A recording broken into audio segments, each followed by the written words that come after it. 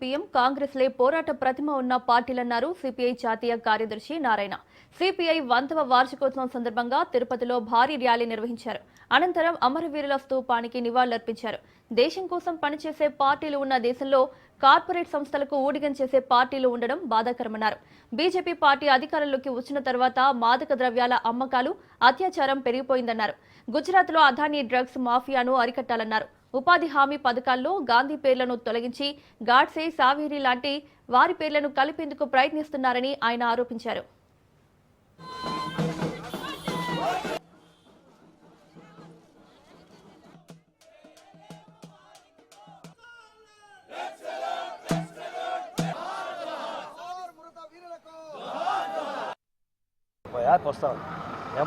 చూడండి, మీకు డబ్బులు అడిగాడా, తీసుకుంటున్నాడా, అవన్నీ గురించి చెప్పండి. ఎవరికి తెలుదయ్యా? నువ్వు ఎంఆర్ఓ ఆఫీస్ కానీ లేకపోతే సబ్ రిజిస్టర్ ఆఫీస్ కానీ ఎక్కడికి పోయినా లంచాలు లేకుండా పని కాదు. మేము కూడా బాధ్యులమే. మా పని సభ్యులు డబ్బులు 10,000 ఇవ్వాల్సి వచ్చింది. కాబట్టి ఊరికి తక్కువ మాట్లాడండి. మీరు చేసేది ఎక్కడ? కోట్లాది రూపాయలు విలువైన భూములు మొత్తం సంపన్నులకు అప్పగిస్తూ కింద వాళ్ళు మాత్రం ఏం తీసుకోవద్దని అంటే ఏమింటారు?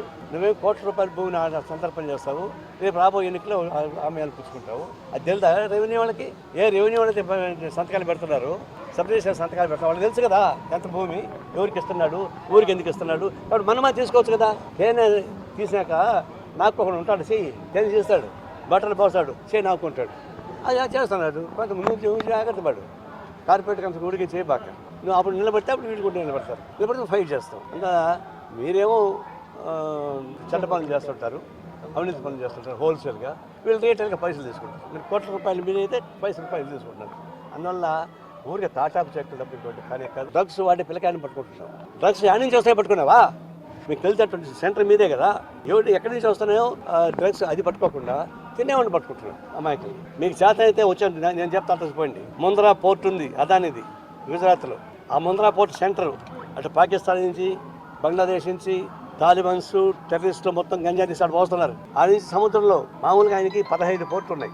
అన్ని పోర్ట్లు ఆయనకే ఉంటాయి. కాబట్టి గంజా నీళ్ళు వాడుకుంటే సరఫరా చేస్తూ ఉంటాడు. ఆయన పట్టుకునే వాళ్ళు పోర్ట్లు మామూలుగా అయితే ఎయిర్పోర్ట్స్ 3 ఉండాలి ఒకరికి.